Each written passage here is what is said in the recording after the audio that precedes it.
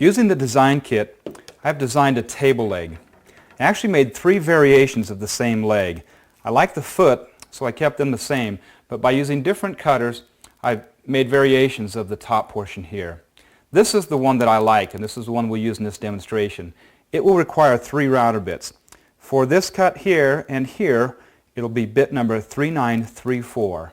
That bit is also used here at the top, and then we'll use bit number 3952 at this point right here. And of course, to turn it round or to mill it square or whatever we decide to do with the rest of it will be bit number 2704, the surface planing bit. If you look closely at the scale, this end right here is at 0. You'll notice that the end of the foot is up here at 2 inches. The reason that I've done this is so that when I come in and cut this off and turn these parts, I won't run the router bit into the screws that mount the index hub. Now I've taken a part that's 20 inches long and it's 2 inches by 2 inches. And I've cut the corners off on my table saw because I'm going to turn this round.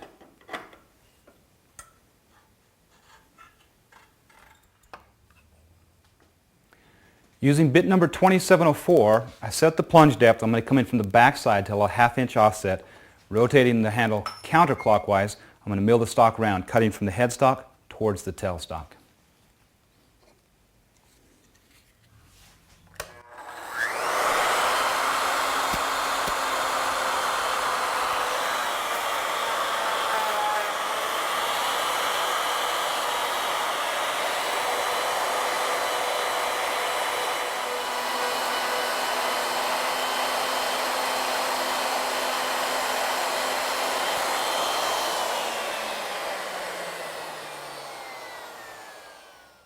While the router's all set up for this operation, I'm going to take this one out and put another blank in here and repeat this operation. I'll make several of them at the same time.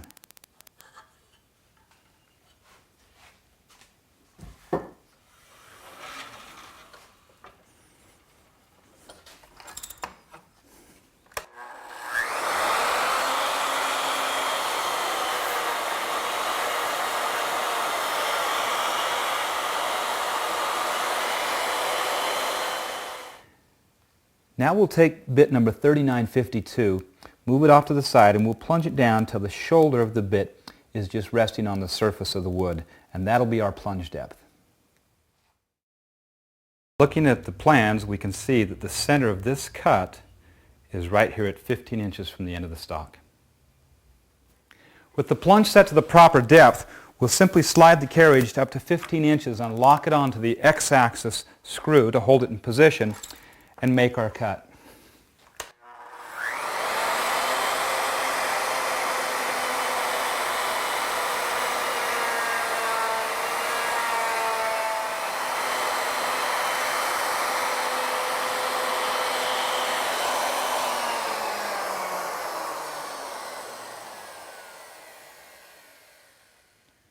Once again, we repeat this setup on all of the parts, except for the square one at the end. We'll handle this one a little bit differently. To machine the square piece, we have replaced the handle with the index gear and have engaged the indexing pin. Now we're going to take and need to flatten this and have it synchronized to our indexing. So what we can do by using the double locking collar here on the spindle shaft, we can take the part and simply rotate it until it is square and then lock it down in place.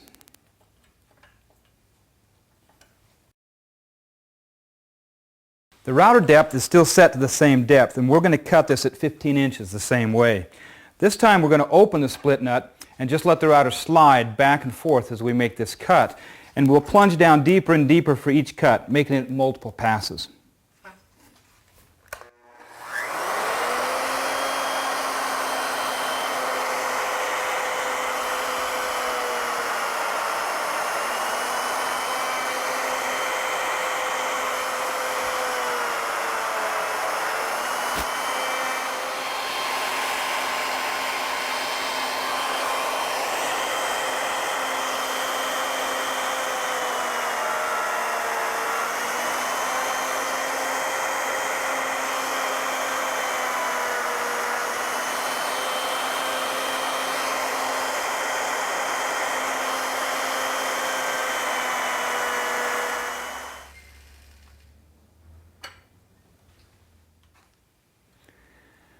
For the second detail here, we used the bit number 3934, positioning at 16.5 inches on the x-axis, using the same technique to mill this detail as we did the first one. You can see that when we use this bit number 3934 to mill this detail at the foot, we're going to plunge down 1/4 of an inch from the surface of the wood. To cut the foot, we're going to position the router at 4.5 inches on the x-axis, and then we'll reset the plunge depth 1/4 inch that we need. Again, we'll use a set of feeler gauges set for 1/4 of an inch and simply put that between the plunge bar and the stop.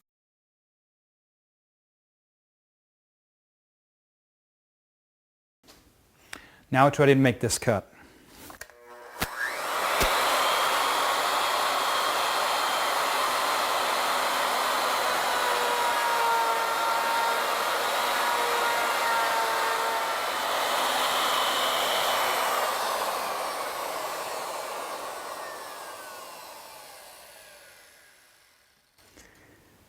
Now we'll move the router bit down to 3.5 inches and make the next cut.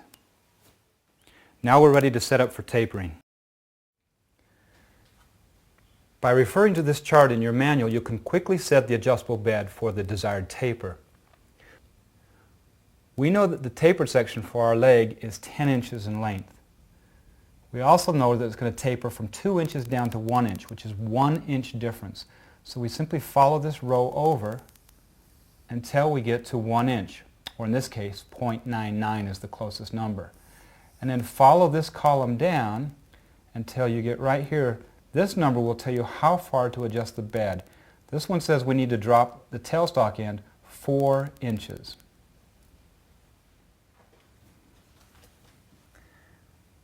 This chart is for the Model 900. If you've got a 10-inch taper and we follow this over to 1 inch, or 0.97 is the closest number, and follow that down, we would set the Model 900 to a 2 3/4 inch difference.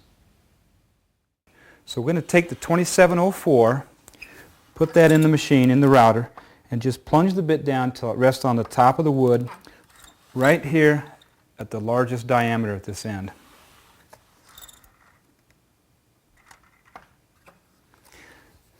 And we'll lock our plunge bar and make our cut.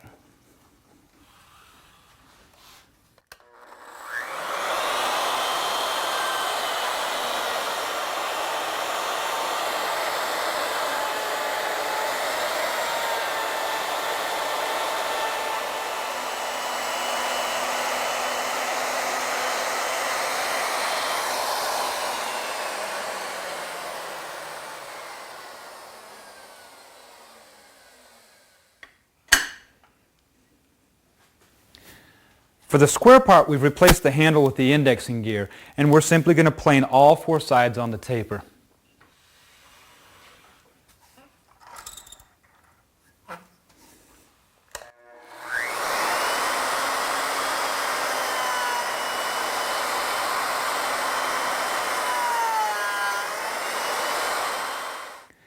Now that the taper is complete in this section, we'll want to continue that on this side of the bead. We'll want to set a stop so that it cuts back to here. We don't want to run the router bit into the screws that hold that index hub on the end.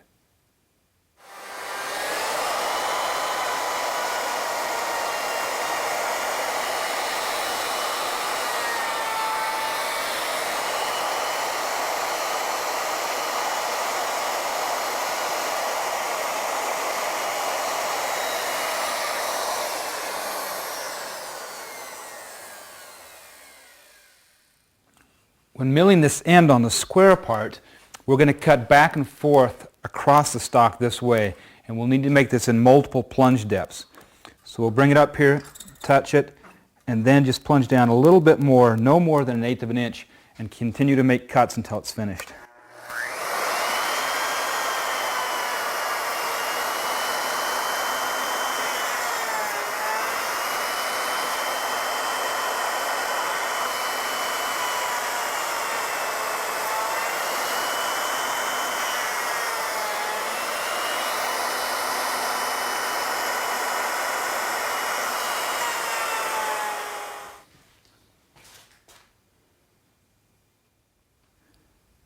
With the basic design complete, we're ready to start adding details.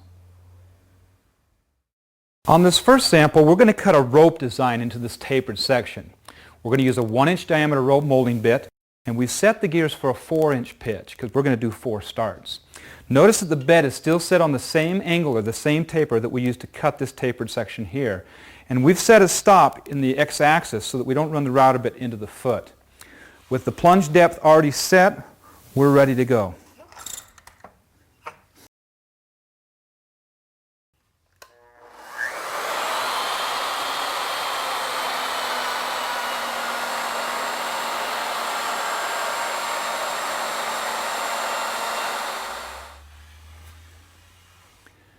And there's our first start. Now we'll simply take the router bit out of any one of these positions. It really doesn't matter. We'll move it back 1 inch and we'll make our second cut. First I'll synchronize it, slide it back 1 inch and cut the next pass.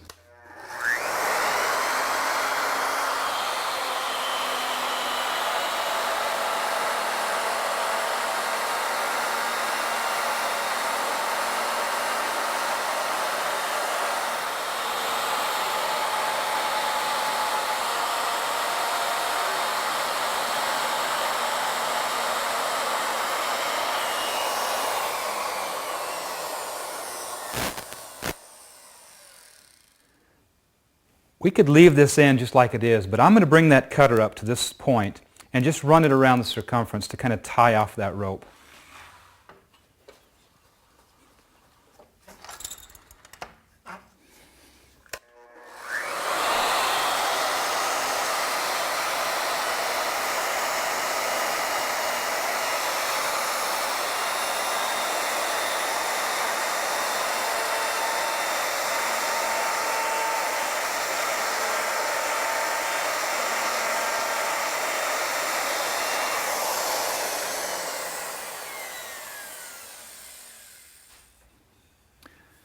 Well, the first one turned out pretty nice. On the second one, we'll cut a spiral as well, but we'll do a diamond pattern, so we'll be cutting in both directions. We're only going to do it on this top section, so I set a stop here at 11 inches. Now I'm using a V-groove bit, and we've set the pitch for 6 inches by using the F-size drive gear.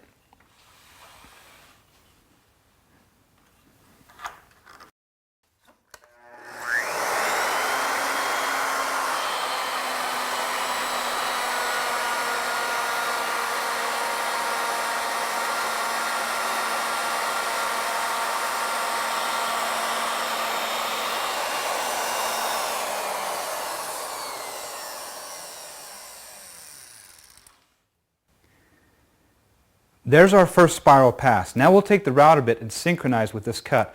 We'll move it back again 1 inch and make our second cut. This time we're going to make 6 starts.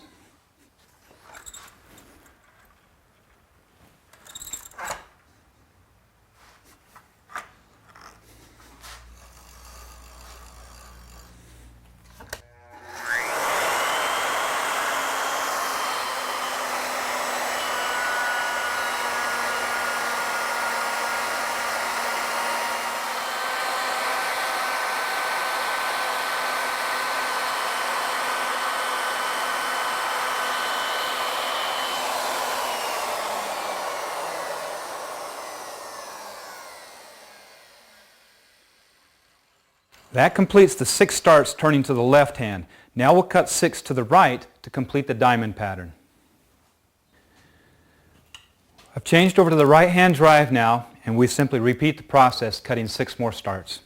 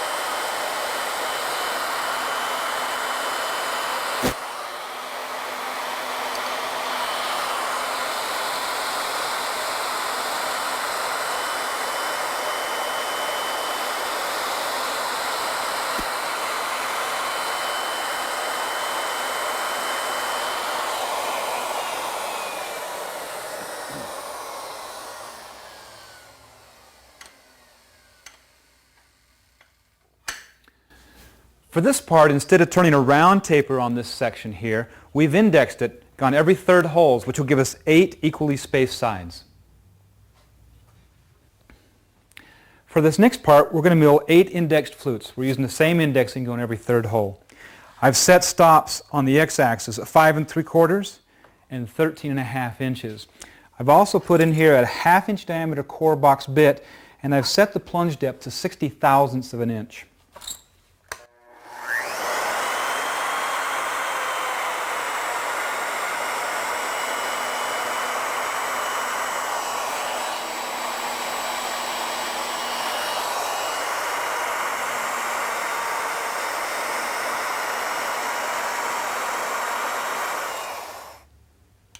If we take a close look at these flutes, you'll notice that they're the same depth the entire length of the tapered section. The spacing between them gets wider. So what we're going to do is readjust the tailstock end. We're going to lift this up so it'll cut deeper at this end and shallow at this end. We're going to raise the tailstock end 1/2 inch and lock it in place.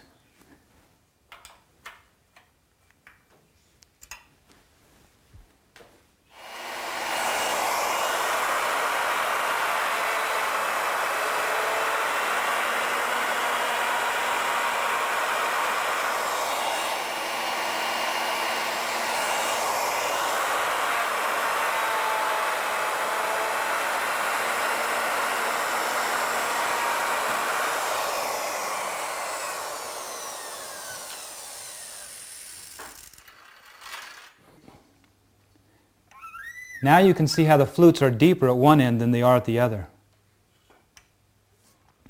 For this next design, we want a template that'll follow this taper. Now we could just cut this out, of course, right out of our pad and use this to lay out our template. However, I wanted to keep this original, so I'm going to trace it onto a piece of paper. The way I did that, to lay out your template, from the center of your part, you come over 3 inches. And that's where you'll put the edge of the paper. So once you have that lined up, then I just traced the profile with a pencil here. Then I took that and cut it out and simply taped it onto a piece of 3/4 inch MDF. This is 4 inches wide and it's about 16 inches long. And now we'll cut that on the bandsaw.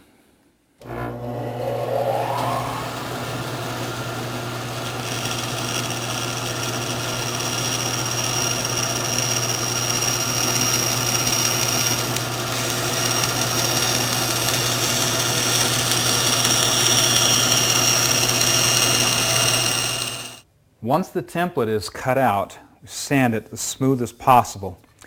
And then I'm just going to lay it here on the pattern and make sure that it follows the drawing perfectly. The largest diameter of this part is found right here at 14 inches. So I've made a mark here on my template to line up with 14 inches. And then we'll draw a line on here. For this next step, we've attached the template follower plate with the stylus, and we've also attached the 2 brackets that will support the template.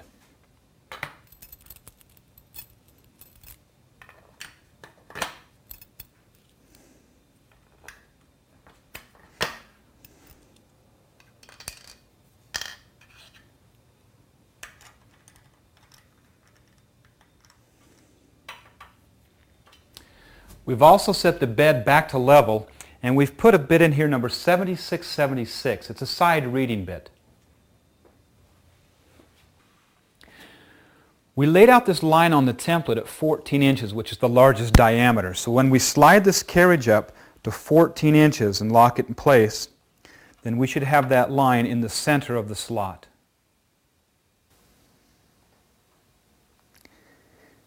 Next, we plunged the router bit down and set the bearing so that it was right in against the side of the stock. Then we take the stylus and slide it up till it's running against the edge of the template and lock it in place.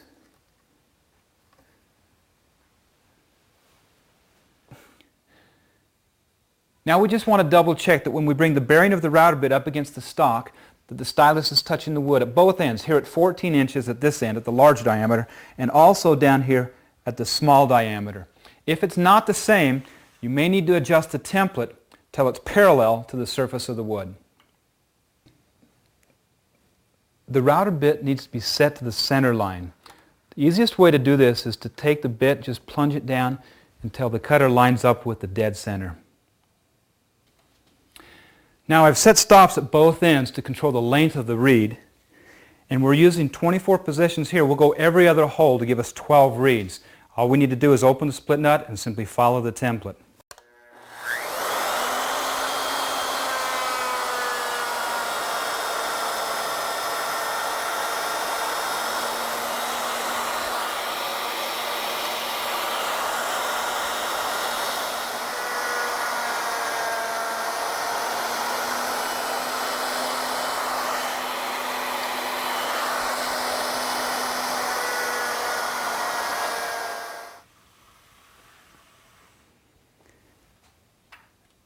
And there's the 12 reeds that follow the contour. For this next part, we're going to do something a little different. We've changed the standard gear reduction set and gone to the optional 2x gear multiplier. And we're using the F-size gear. This gives us a 12-inch pitch, which is a very long pitch for a piece of stock that's only this big in diameter. We want to follow that taper from the side. So we've used the template, but instead of the profile of the template, we're just using the straight edge on the back. We flipped the template over, just used the straight edge, and we've set that edge parallel to the stock. Now we're using a 2-flute straight cutter. It's bit number S211. It's 1 inch in diameter, and it's got 2 inches of cutting length. We're going to plunge that bit down and just bring it in until it touches the wood. Now we want the router bit to move in about 100,000ths of an inch from the edge of the stock. So what we're going to do is we're simply going to put a spacer, and again we'll go back to the feeler gauge. This is 100,000ths, and we'll put that between the stylus and the template.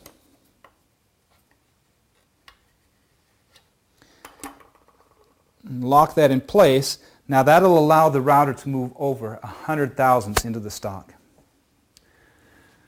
The technique here is to simply slide the router in and put a little pressure back against the template as we cut it from the tailstock towards the headstock end.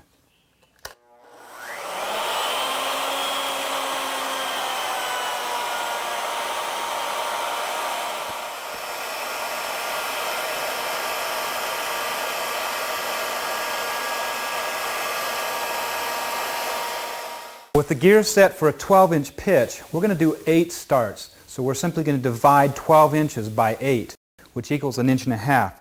So from this point, we're going to open the split nut and slide the carriage back 1.5 inches and lock it back in place, and then we'll crank it back to the starting point.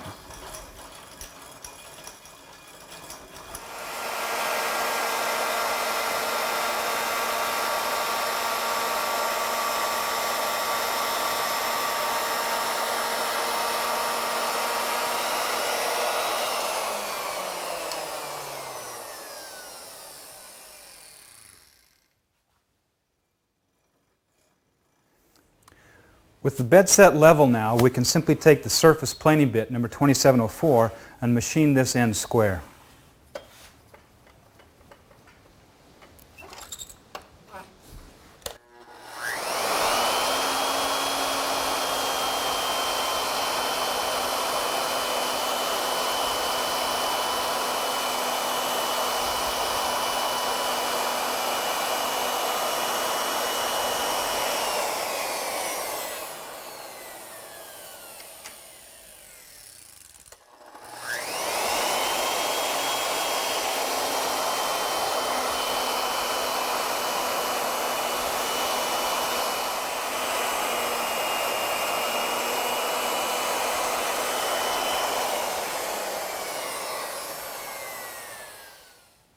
On this part, we're going to do something slightly different. We have machined it square at the end, but what we want to do now is actually radius one corner. So we're going to use the indexing to do this. We'll simply index at one hole and make a cut, index at a second hole, then a third hole, fourth hole, and so on as we go through 90 degrees.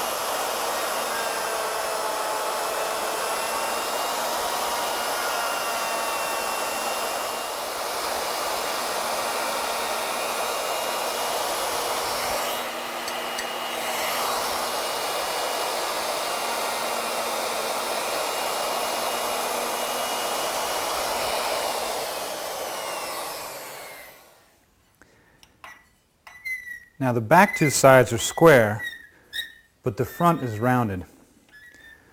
That way if you take a rail and butt it up flush with this edge, you'll have a nice straight edge that wraps around a corner. Of course we'll use a palm sander now just to sand out these flat surfaces. If you want to add mortises or other types of joinery, we can simply use the indexing to do the same thing. Put a 3/8 diameter straight cutter in here that I will use to cut these mortises. I'm going to set some stops at 17.5 and at 19.25. And then I've set my router in the y-axis to 0. And then last of all, we'll need to set our plunge depth, how deep we're going to cut. I'll go a 1/2 inch. We may need to go deeper than that. We'll decide after we take a look at it.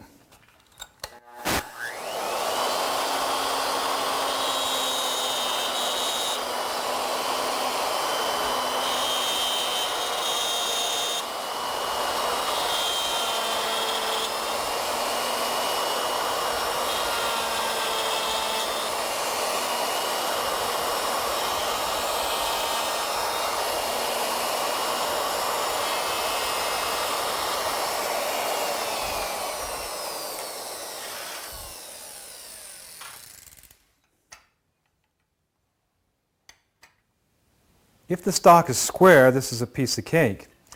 If it's round stock, it's a little bit different. If you take a rail with a flat end and try and butt that up against a round turning, of course you'll have a gap there. So what we want to do is machine a flat on here first and then cut the mortise into it. I've put bit number 2704, which is the surface planing bit, back into the router here. We'll plunge that down till it just touches the wood. Now we have to set the plunge depth for how deep we'll cut this. I'm going to go 75 thousandths of an inch deep. We may come back and adjust that if we need to make the flat a little bit wider. Got our indexing set, so we just plunge and cut.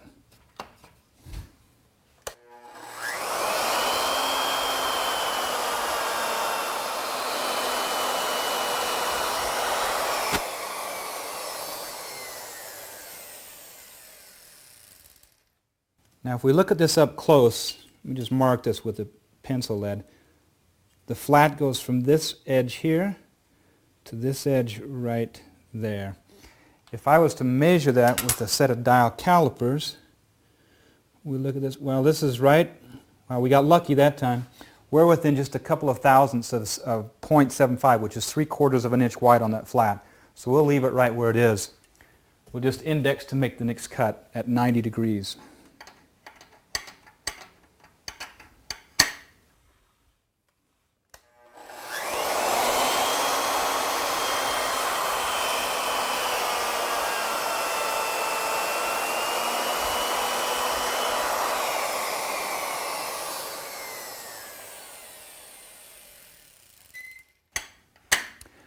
Now that we've got the two flats cut, we can come back and machine the mortise right into the center of that flat.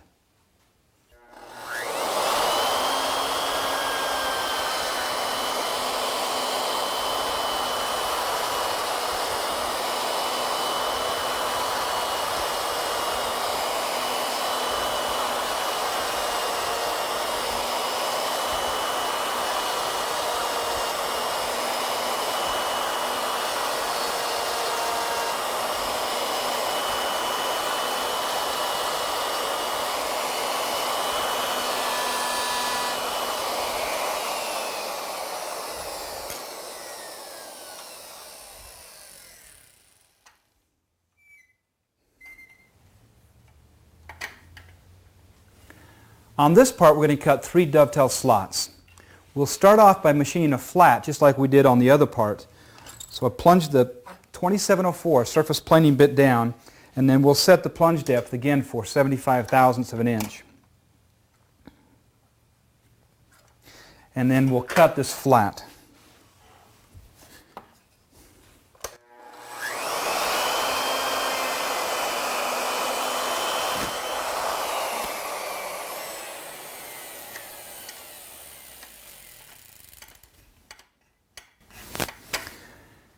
Now with 24 positions here, we'll go every 8 holes, and that'll give us 3 evenly spaced flats.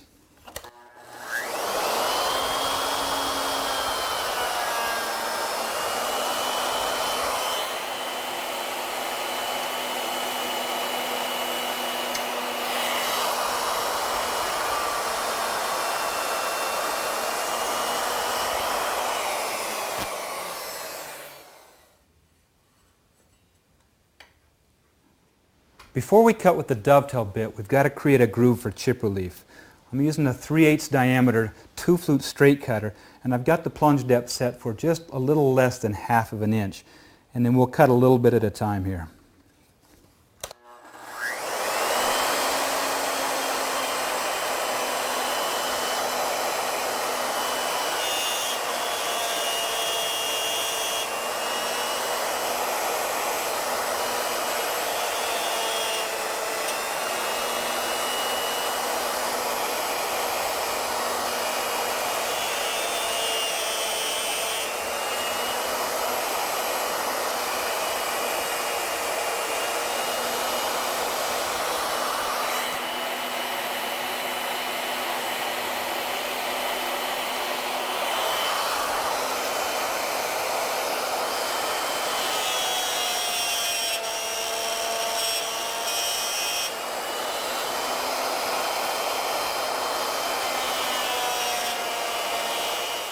Once the 3 grooves are cut, we simply need to change the router bit. The stops are already set exactly where we want them. We'll insert the dovetail bit, and then we need to set the plunge depth. We're going to plunge it down until it touches the wood, and then we're going to go 1/2 an inch. So I'll set my plunge bar for a 1/2 inch. I'm just using the shank of a router bit. That's a 1/2 inch in diameter. Now this one has to be made all in one pass, so we've got to plunge the bit down all the way and then just make one cut in and out.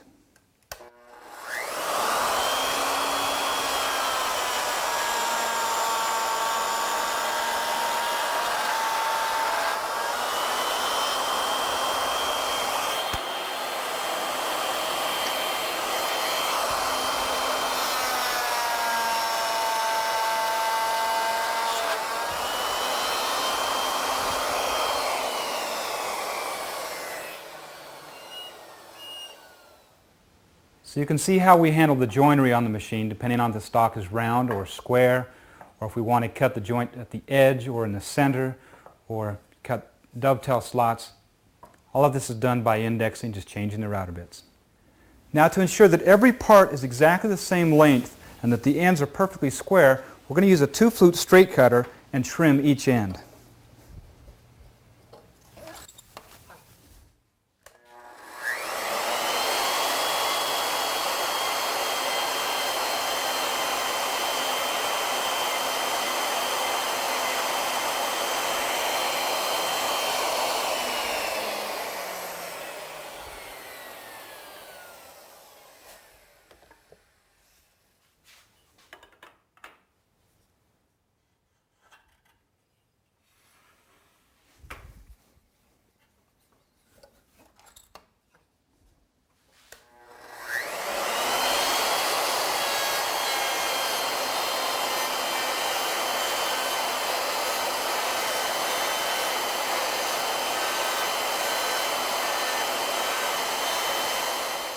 The last step is to cut this end. We're going to use the same cutter. It's a 1/2 inch 2-flute straight cutter. We're going to set this at 1 3/4 of an inch. We'll just lock it on the lead screw and position it. And we'll set the plunge depth so that it doesn't cut all the way through, just shy of. And on this end, we're going to cut from the near side in towards the center so we'll get a clean shoulder.